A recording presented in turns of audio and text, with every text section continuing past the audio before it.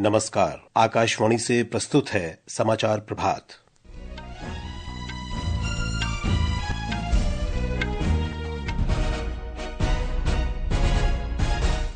प्रधानमंत्री नरेंद्र मोदी आज भारत मंडपम में School of Ultimate Leadership SOUL नेतृत्व सम्मेलन का उद्घाटन करेंगे।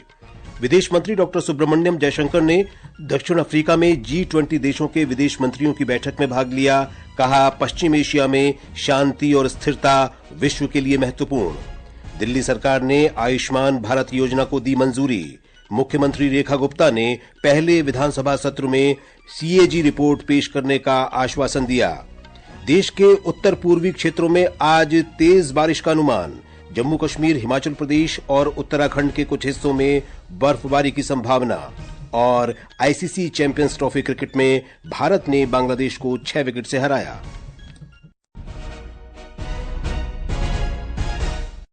समाचार प्रभात के साथ मैं विशाल शर्मा। प्रधानमंत्री नरेंद्र मोदी आज नई दिल्ली में भारत मंडपम में School of Ultimate Leadership SOUL नेतृत्व सम्मेलन का उद्घाटन करेंगे। सम्मेलन में मुख्य संभाषण भूटान के प्रधानमंत्री दासो छरिंग तोब्गे का होगा। 2 दिन के इस सम्मेलन में राजनीति, खेल, कला, मीडिया, आध्यात्म, लोकनीति, व्यापार और सामाजिक क्षेत्र से जुड़ी हस्तियां अपनी सफलता की गाथा साझा करेंगी। प्रधानमंत्री आज विज्ञान भवन में अखिल भारतीय मराठी साहित्य सम्मेलन का भी शुभारंभ करेंगे। ये इस सम्मेलन का 98वां संस्करण होगा। सरकार ने हाल ही में मराठी को शास्त्रीय भाषा का दर्जा दिया है। 3 दिन के इस सम्मेलन में पैनल चर्चा, पुस्तक प्रदर्शनी और सांस्कृतिक कार्यक्रम के सत्र होंगे और मराठी साहित्य की सर्वकालिक प्रासंगिकता, भाषा के संरक्षण, अनुवाद और साहित्यिक कार्यों के डिजिटीकरण पर चर्चा होगी। एक रिपोर्ट।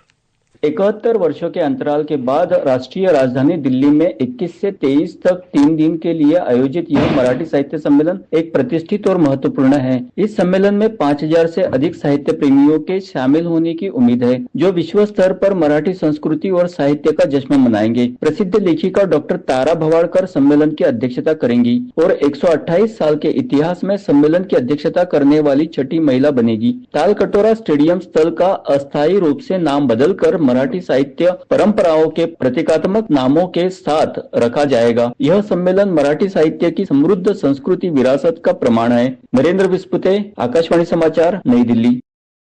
इस कार्यक्रम में पुणे से दिल्ली तक एक प्रतीकात्मक साहित्यिक ट्रेन यात्रा भी शामिल होगी। इस कार्यक्रम में पुणे से दिल्ली तक एक प्रतीकात्मक साहित्यिक ट्रेन यात्रा भी शामिल होगी, जिसमें साहित्य की एकीकृत भावना दिखाने के लिए 1200 प्रतिभागी शामिल होंगे। इसमें 2600 से अधिक कविता प्रस्तुतिकरण, 50 पुस्तक लॉन्च और 100 पुस्तक स्टॉल्स शामिल होंगे। यह सम्मेलन मराठी साहित्य की समृद्ध सांस्कृतिक विरासत का प्रमाण है। भावना, आकाशवाणी समाचार, मुंबई। विदेश मंत्री सुब्रमण्यम जयशंकर ने कहा है कि वैश्विक भू राजनीतिक स्थिति कठिन दौर से गुजर रही है। कल दक्षिण अफ्रीका के जोहानिसबर्ग में G20 देशों के विदेश मंत्रियों की बैठक में डॉक्टर जयशंकर ने कहा कि पश्चिम एशिया में शांति और स्थिरता पूरे विश्व के लिए महत्वपूर्ण है। उन्होंने कहा कि भारत यूक्रेन विवाद का समाधान बातचीत और कूटनीति से करने का समर्थक रहा है। विदेश मंत्री ने कहा कि गजा में संघर्ष विराम और बंधकों की रिहाई स्वागत योग्य है। श्री जयशंकर ने वैश्विक घाटे को कम करने के लिए अंतर्राष्ट्रीय आर्थिक सहयोग की आवश्यकता पर बल दिया। दिल्ली सरकार ने आयुष्मान भारत स्वास्थ्य बीमा योजना लागू करने का फैसला किया है। दिल्ली की मुख्यमंत्री रेखा गुप्ता ने कल शाम पहली मंत्रिमंडल बैठक के बाद ये बात कही। आयुष्मान योजना जो इससे पहले की सरकार ने रोक रखी थी, पहली कैबिनेट मीटिंग में ही हमने अपनी ओर से आयुष्मान योजना दिल्ली में जो टॉप अप के साथ 5 लाख का टॉप अप जो हम दिल्ली सरकार की ओर से देंगे और 5 लाख रुपए केंद्र सरकार की ओर से दिया जाएगा, उसे सर्वसम्मति से पारित किया है।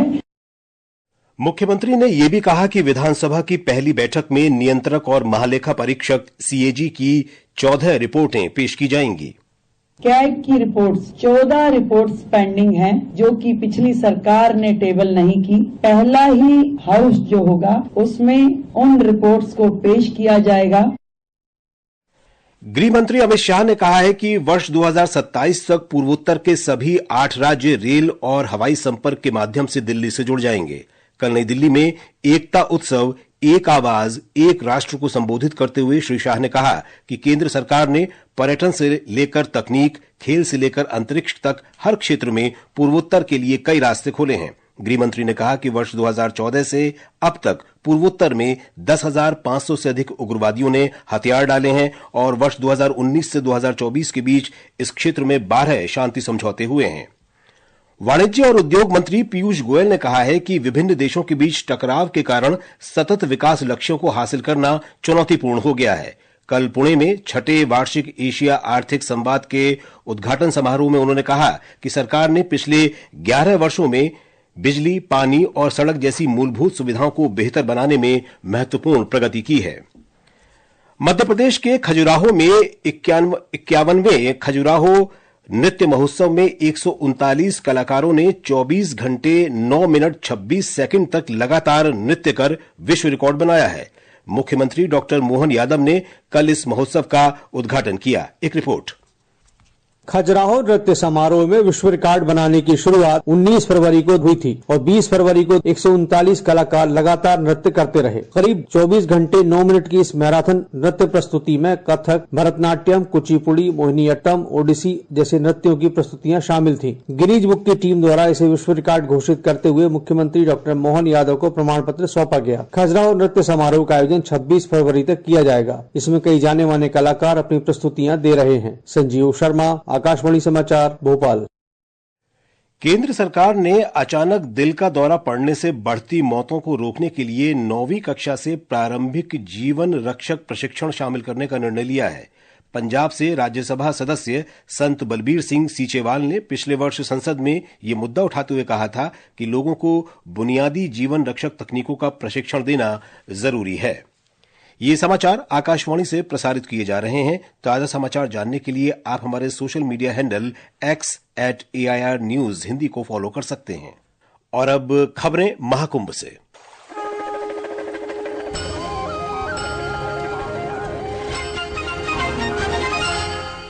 उत्तर प्रदेश की जेलों में बंद कैदी आज जेल परिसर में ही महाकुंभ स्नान करेंगे। इसके लिए जेल परिसर में प्रयागराज के त्रिवेणी संगम का जल लाया जाएगा। हमारे संवाददाता ने बताया है कि इससे कैदियों को अपनी धार्मिक और सांस्कृतिक मान्यताओं का पालन करने का अवसर मिलेगा। प्रयागराज के त्रिवेणी संगम से कलश में जल लाकर जेलों में स्थापित कुंडों या टबों में डाला जाएगा, जिससे इच्छुक कैदी स्नान कर सकें। प्रदेश की सभी जेलों में संगम जल से स्नान और पूजा अर्चना का आयोजन किया जाएगा। वर्तमान में प्रदेश की जेलों में लगभग 90,000 कैदी हैं। लखनऊ रेंज के DIG कारागार डॉक्टर रामधनी ने बताया कि इस योजना का उद्देश्य ये सुनिश्चित करना है कि हर कोई महाकुंभ के पुण्य अवसर से लाभान्वित हो सके, चाहे वह जेल में ही क्यों न हो। कार्यक्रम का शुभारंभ आज लखनऊ स्थित आदर्श कारागार में प्रदेश के कारागार मंत्री दारा सिंह चौहान करेंगे। अधिकारियों को उम्मीद है कि इस पहल से जेल में बंद कैदियों को आध्यात्मिक शांति और मानसिक सुकून प्राप्त होगा। आदर्श के साथ अभिषेक कपिल, आकाशवाणी समाचार, प्रयागराज।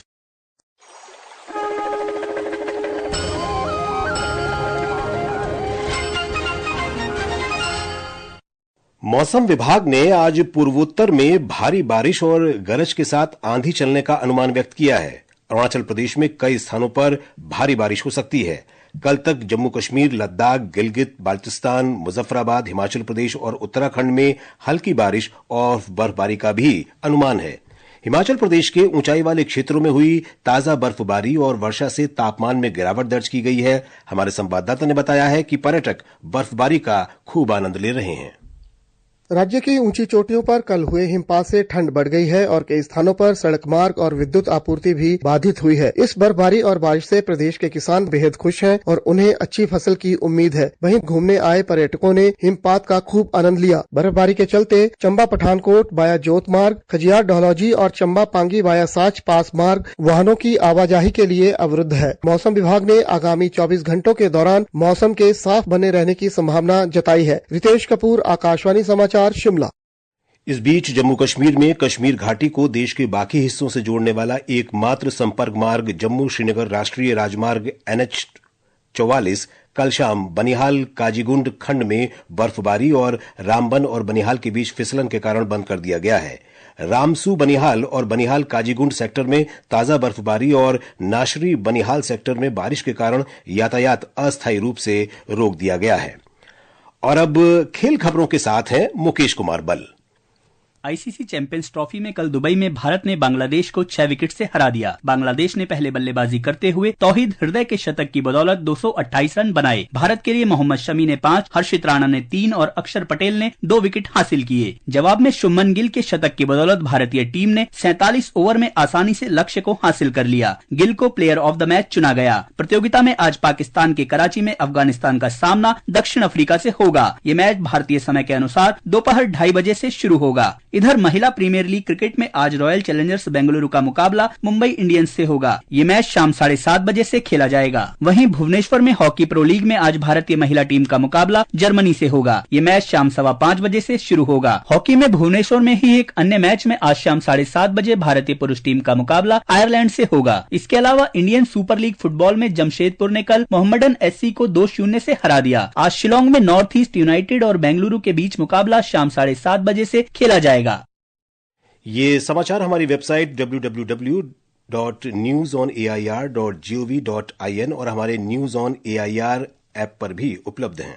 और अब आज के समाचार पत्रों की सुर्खियों के साथ हैं फरहत नाज। धन्यवाद विशाल। दिल्ली में भाजपा सरकार के शपथ ग्रहण को आज के सभी अखबारों में सचित्र प्रकाशित किया है। राष्ट्रीय सहारा की सुर्खी है 27 साल बाद दिल्ली में भाजपा राज। दिल्ली की चौथी महिला मुख्यमंत्री के रूप में रेखा गुप्ता ने संभाली कमान।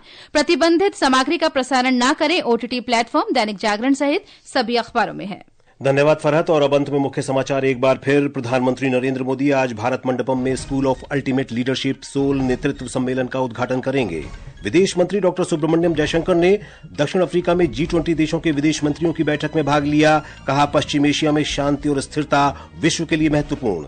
दिल्ली सरकार ने आयुष्मान भारत योजना को दी मंजूरी। मुख्यमंत्री रेखा गुप्ता ने पहले विधानसभा सत्र में CAG रिपोर्ट पेश करने का दिया आश्वासन। इसके साथ ही समाचार प्रभात का ये अंक समाप्त हुआ। नमस्कार।